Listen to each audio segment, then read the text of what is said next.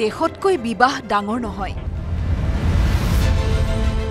বিবাহেৰে সীমান্তলৈ যাবলৈ সাজু সেনা। বিয়াৰ ছুটীলৈ নগাঁৱৰ ঘৰলৈ আহিছিল গগৈ। সোমবাৰে আছিল শুভ বিবাহ। ৰাজস্থানত কৰ্মৰত সশস্ত্ৰ সীমাবল SSBৰ জোৱান গগৈ। দেশৰ দুৰ্যোগপূৰ্ণ সময়ত দেশমাতৃৰ সেৱাক প্ৰাধান্য দি প্ৰণৱে শুকুৰবাৰে অনুষ্টুপীয়াকৈ শিৱ মন্দিৰত আয়োজন কৰিলে বিবাহ অনুষ্ঠান।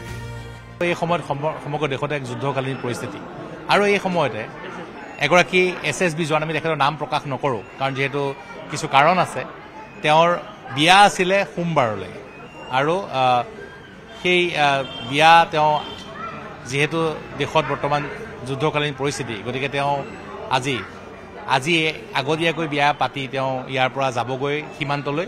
তেওঁলৈ এটা ইনফৰ্মেশ্যন আহিছে, তেওঁ যাবগৈ, গতিকে সোমবাৰ পৰিৱৰ্তে আজিয়ে মানে মন্দিৰতে বিয়া সমাপন কৰি তেখেতে অহাকালিলৈ মানে ৰাওনা হ'ব।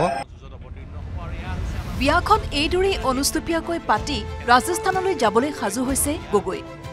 পিছে সোমবাৰে আছিল বিয়াৰ অভ্যৰ্থনা। পৰিয়ালৰ লোকে জনোৱা মতে আলহী অতিথিক নিমন্ত্ৰণ জনোৱা সোমবাৰৰ দিনটোতে হ'ব বিবাহৰ অভ্যৰ্থনা, কিন্তু নাথাকিব গগৈ।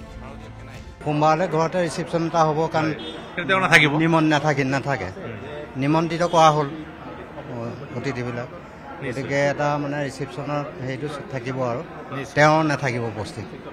এয়াই হৈছে ভাৰতীয় সেনাৰ দেশপ্ৰেম। দেশমাতৃৰ প্ৰয়োজনৰ সময়ত এইদৰেই দেশমাতৃক সেৱা কৰিবলৈ প্ৰতি মুহূৰ্ততেই এইদৰেই সাজু ভাৰতীয় সেনা। নগাঁৱৰ পৰা নীলোৎপল বৰাৰ report, news 18 Assam north east. মাংগলিক কাৰ্য চলি আছে, উৰুলি দিছে আয়তীয়ে আৰু এয়া বুঢ়াগোসাঁই থান।